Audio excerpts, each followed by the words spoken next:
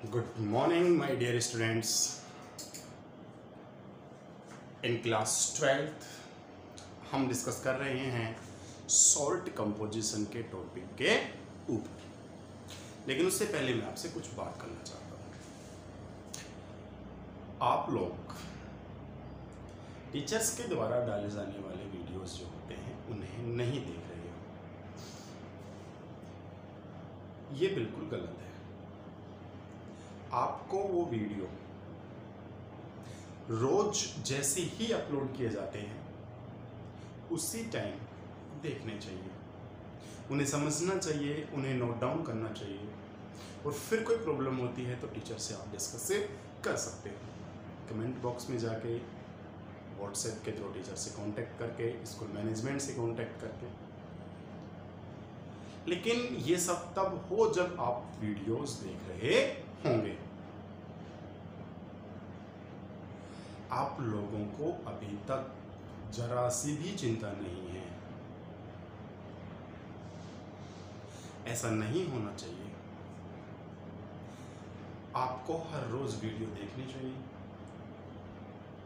और जैसा कि हेमंत बता रहा था कि सर बच्चे जो हैं वो हमारा जो यूट्यूब चैनल है, स्कूल का जो यूट्यूब चैनल है न्यू पैरागॉन ऑनलाइन स्टडी, उसको लाइक और सब्सक्राइब नहीं कर रहे हैं। तो लाइक और सब्सक्राइब कीजिए, वीडियोस को शेयर कीजिए, वीडियोस जो डाली जाती है टीचर्स के द्वारा उन्हें लाइक कीजिए, अदर जो स्टूडेंट्स हैं उनके साथ शेयर कीजिए, ताकि वो बच्चे भी पढ़ सकें, उन्हें भी नॉलेज प्राप्त हो सके, चाहे वो किसी भी स्कूल का हो। अगर वो आपके कांटेक्ट में है, आपका फ्रेंड है, आपका रिलेटिव है, आपके फैमिली में है, तो आप उन बच्चों के साथ इन वीडियोस को शेयर कर सकते हैं। तो आइए इसी के साथ हम अपने टॉपिक को बढ़ाते हैं। अपना टॉपिक है सॉल्ट कंपोजिशन का फर्स्ट पार्ट, जो हम पढ़ रहे थे पिछले 4 दिन से, नोटिस, वो अब कंप्लीट हो चुका है। कल मैंने आपको उसके कुछ क्वेश्चंस दिए थे करने के लिए। आई होप मेरे जितने भी डियर स्टूडेंट्स हैं वो सभी ने वो क्वेश्चंस कर लिए होंगे।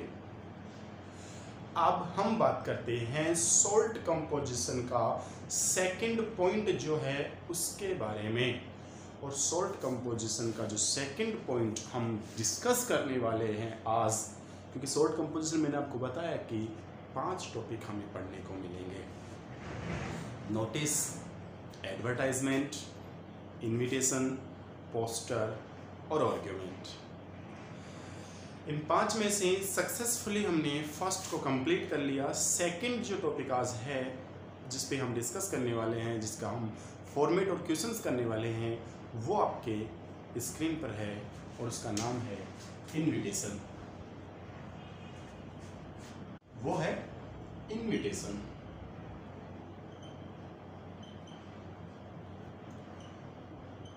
It's the second topic of salt composition. ये है सॉल्ट कंपोजिशन का सेकंड पॉइंट जो हम आज डिस्कस करेंगे आपके सामने। अब इन्विटेशन से कुछ बातें तो हमारे माइंड में पहले ही आ जाती हैं भाई। इन्विटेशन मतलब निमंत्रण पत्र, आमंत्रण पत्र। आ गया भाई जीवने का बुलावा, चलो सबको यही पता है। लेकिन यहाँ पर कुछ अलग सिस्टम है।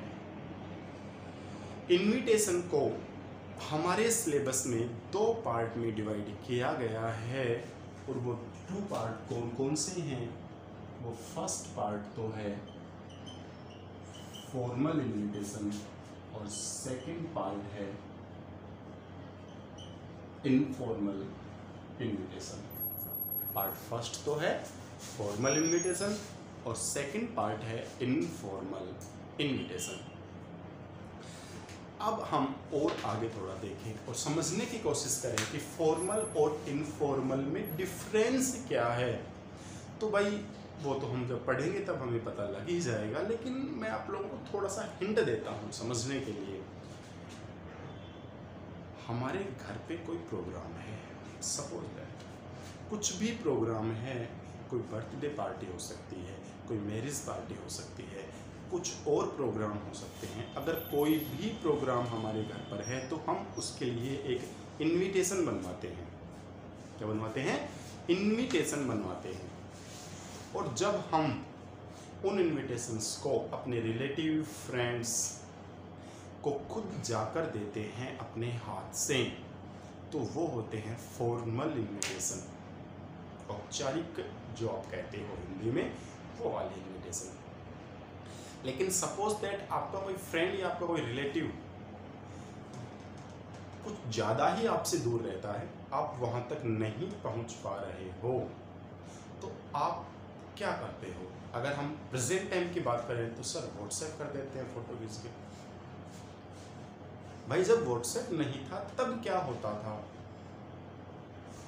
तो उस टाइम हम लोग पोस्ट के माध्यम से पोस्ट ऑफिस में जाकर पोस्ट किया करते थे इनविटेशन को, एक लेटर की तरह लिखकर,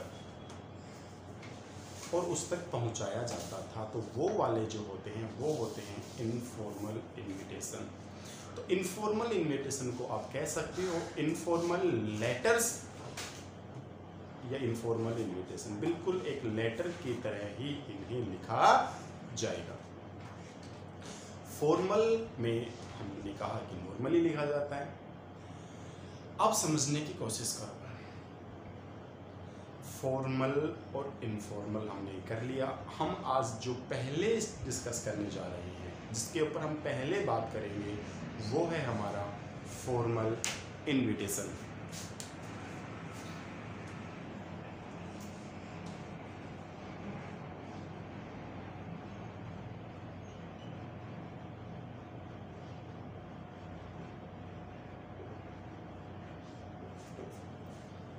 कौन सा वाला है? Formal invitation. अब फॉर्मल इनविटेशन के अंदर हमने एक चीज और देखी, और वो क्या है कि भाई इनविटेशन एक तो वो जो हम किसी को देकर आ रहे हैं, एक वो जो किसी के यहां से आ रहे हैं। लेकिन मैं आप लोगों को बता दूं, अपने सिलेबस में जिस इनविटेशन के ऊपर हम डिस्कस करेंगे उसके रिप्लाई वाले पार्ट को मेंशन किया गया है। मतलब सीधी सी बात ये है कि इन दोनों में हम पढ़ेंगे रिप्लाई वाले फॉर्म। सर ये रिप्लाई क्या है? रिप्लाई में भी हम दो पढ़ेंगे। कौन कौन से? रिप्लाई में हम पढ़ते हैं एक्सेप्टिंग या डिक्लाइनिंग। एक्सेप्टिंग यानी यस और डिक्लाइनिंग यानी नो। तो कुछ समझ में नहीं आया, तो समझने के लिए मैंने कहा कि मान लो ये कोई कैरेक्टर है, कैरेक्टर ए और कैरेक्टर बी। ठीक है, कैरेक्टर ए किसी को मान लो, कैरेक्टर बी हम मान लेते हैं हमारे आईटी डिपार्टमेंट के हेड मिस्टर हेमंत को। तो एक ही यहां कोई प्रोग्राम है, एक ही यहां क्या है, कोई प्रोग्राम है। तो अब मुझे बताओ कौन किसको इनविटेशन देगा? तो हम सब कहेंगे कि सर ए के यहां प्रोग्राम है तो ए इनविटेशन देगा बी को। ए किसको इनविटेशन देगा? बी को। बिल्कुल सही बात है, हमने तो ऐसा ही देखा है और ऐसा ही होना चाहिए, क्योंकि जिसके घर प्रोग्राम है वही तो इनविटेशन देगा। लेकिन हम कह रहे हैं कि हमें इस चीज से कोई मतलब नहीं है कि ए ने बी को इनविटेशन दिया कि ना दिया, फोन करके बोला कि कैसे किया। हम पढ़ेंगे रिप्लाई, मतलब जवाब क्या आया बी का, यानी कि मिस्टर हेमंत का क्या रिप्लाई आया, यहां पर क्या जवाब था। अब जवाब में मतलब भाई अगर ये जा रहा है तो ये बोलेगा एक्सेप्टिंग वाली लाइनें लिख के, भाई हाँ मैं आ रहा हूं। क्योंकि मैं कभी भी कोई इन्विटेशन नहीं छोड़ता। प्रोग्राम अटेंड करना बहुत ज़रूरी होता है, जिमना ज़रूरी होता है इसके लिए। और अगर ये नहीं जा रहा है तो ये लिखेगा नो वाला। अभी जाता कहाँ पर नहीं है, ये नहीं जाता किसी की भी बर्थडे पार्टी में। वाई? भाई गिफ्ट का खर्चा होता है, इसलिए ये सिचुएशन देख लेता है कि इसे रिप्लाई में कौन सा वाला पार्ट चूज करना है, एक्सेप्टिंग वाला या डिक्लाइन वाला, यस वाला या नो वाला पार्ट चूज करना है। आप समझ में आई बात?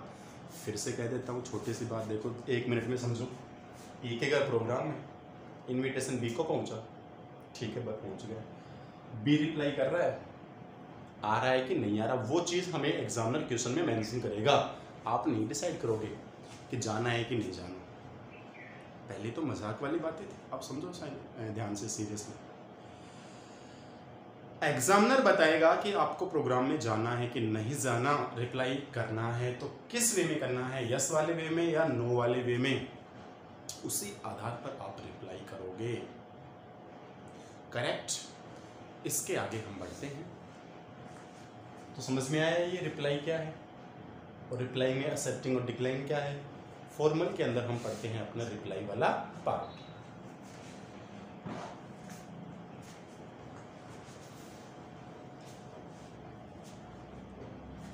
ओके, तो भाई कौन सा वाला पार्ट है? सॉल्ट कंपोजिशन वाला पार्ट है सर। और सॉल्ट कंपोजिशन वाले पार्ट में क्या ड्रॉ किया जाता है? बॉक्स ड्रॉ किया जाता है।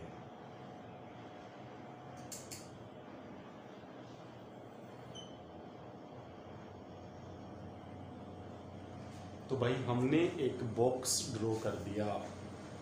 क्या ड्रॉ कर दिया? एक बॉक्स ड्रॉ कर दिया, एक बॉक्स, एक बक्सा बना दिया हमने यहाँ पे।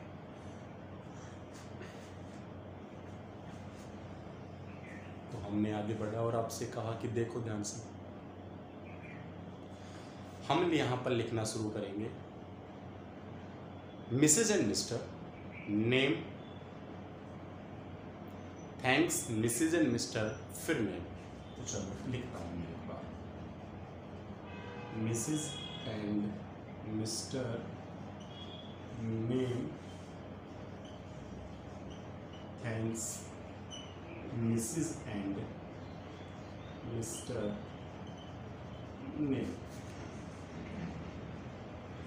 अब ध्यान से समझने की कोशिश करो दो वर्डों के बारे में, मिसेज और मिस्टर। मिसेज और मिस्टर जो लाइनें मैंने लिखी हैं, जो वर्ड्स मैंने लिखे हैं, नाम किसका कहाँ आना है वो हम बाद में डिस्कस करेंगे। भाई मैंने लिखा Mrs and Mr, Mrs and Mr, तो मैं आप लोगों के सामने इस चीज को डिफाइन कर देता हूं। मिसेज एंड मिस्टर वर्ड का यूज तब किया जाएगा जब किसी का केवल सरनेम मेंशन हो रहा हो, जैसे गुप्ता, पांडे। समझ में आ गई बात? जब किसी का केवल सरनेम में रेफर किया जा रहा हो कि Mrs and Mr Khandelwal, Mrs and Mr Khatri, Mrs and Mr Pandey, तो फिर हम यूज करते हैं मिसेज एंड मिस्टर, और एक रेस्पेक्टफुली वर्ड होता है इसलिए मिसेज को हम पहले यूज कर देते हैं। लेकिन अगर पर्सनली मेंशन किया जा रहा है मेल का नेम तो हम उसके पहले लगाते हैं मिस्टर, और अगर फीमेल का नेम मेंशन किया जा रहा है तो हम लगाएंगे केवल मिसेस। वो हमें क्वेश्चन में पढ़ते ही पता चल जाएगा कि भाई मेल है कि फीमेल है, मिस्टर लगाना है कि मिसेस लगाना है। लेकिन अगर किसी का सरनेम दिया जा रहा है तो हम मिसेस एंड मिस्टर का यूज करेंगे। समझ में आ गई बात? ठीक है, अब देखो फॉर्मेट को, Mrs and Mister, name, thanks Mrs and mister और नेम। तो भाई बात ये है कि कौन किसको थैंक्स बोलेगा? ए बी को बोलेगा कि बी ए को बोलेगा? ए ने इनविटेशन दिया बी को, तो बी का दायित्व बनता है कि वो थैंक्स करे। किसको? ए को। किसके लिए? इनवाइट करने के लिए। किसके लिए? इनवाइट करने के लिए। तो यहां पर नाम आ गया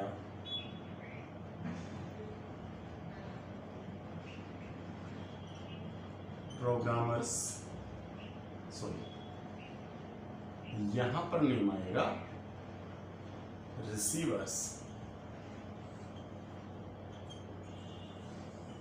जिसको इनविटेशन प्राप्त हुआ है। और यहां पर जो नेम मेंशन किया जाएगा, जो नेम लिखा जाएगा, वो होगा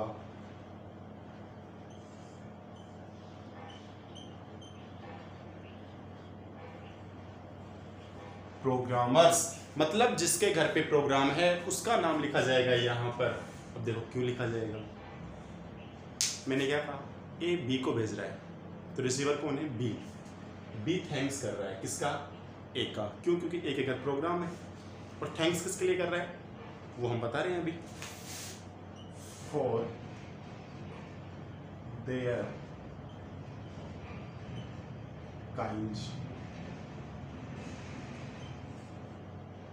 invitation at the occasion of। अब समझो ध्यान से बात को, किसके लिए थैंक्स किया उसने, for their kind invitation at the occasion of, उसके द्वारा प्राप्त होने वाले काइंड इनविटेशन के लिए। मतलब इतने जो रेस्पेक्टफुली तरीके से, इतने सम्मान के साथ जो उसने इनवाइट किया है उसको, उसके लिए उसका थैंक्स बोलता है। इस प्रोग्राम के लिए जिसका हम मेंशन करने वाले हैं, लेकिन एक बात को याद रखना, ध्यान रखना, वो क्या है, वो है देयर। क्या है भाई, देयर।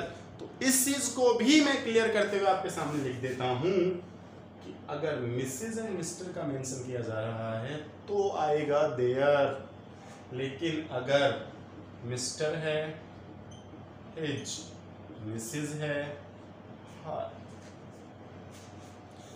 भाई मैंने लिखा कि Mister Mohanlal thanks Mister Sanjay Kumar for their, नहीं, for his kind invitation at the occasion of. अब यहां हमें लिखना है नेम ऑफ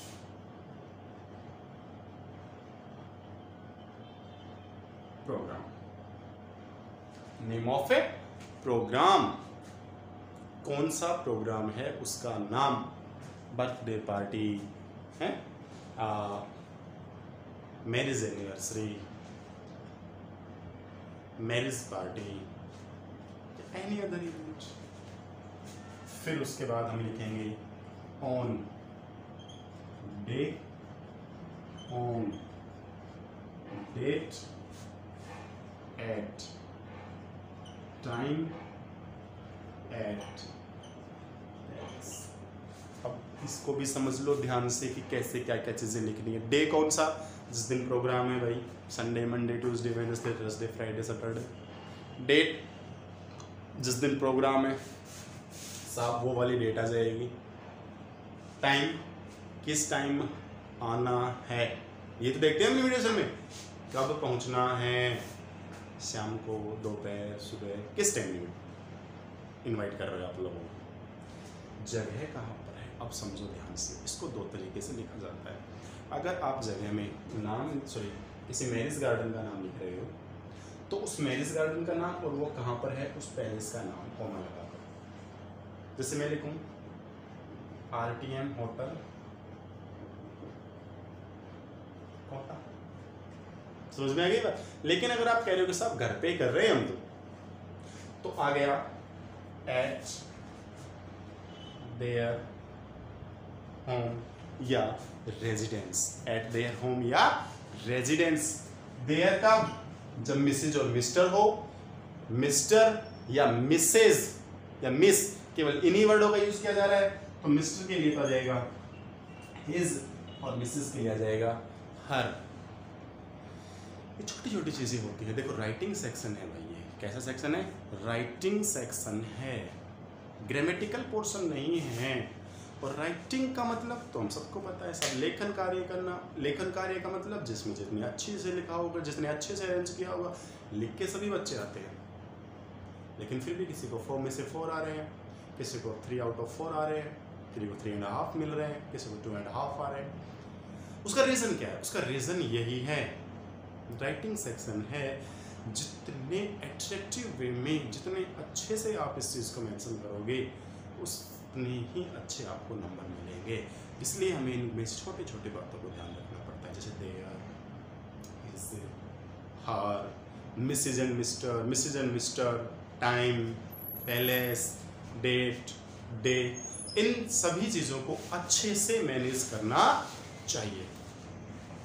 तो ये हुआ आपके सामने फॉर्मल का एक सिंपल फॉर्मेट। जब आपको किसी को रिप्लाई करना हो तो आप इस वे में रिप्लाई कर सकते हो। अब बात आती है कि आपको प्रोग्राम में जाना है कि नहीं जाना। तो भाई अगर जा रहे हो तो इसके जस्ट भाई ये खत्म हो गया, पैराग्राफ चेंज करके आगे वाली लाइन से जा रहे हो तो एक्सेप्टिंग वाली लाइन, और नहीं जा रहे हो तो कौन सी वाली लाइन, डिक्लाइनिंग वाली लाइन। डिक्लाइन करना है, मना करना है, करेक्ट। अब एक्सेप्टिंग वाली लाइन और डिक्लाइन वाली लाइन क्या है साहब, तो आप एक बार इसको कॉपी करो, फिर हम आपको वो लाइन बताते हैं। Take your time.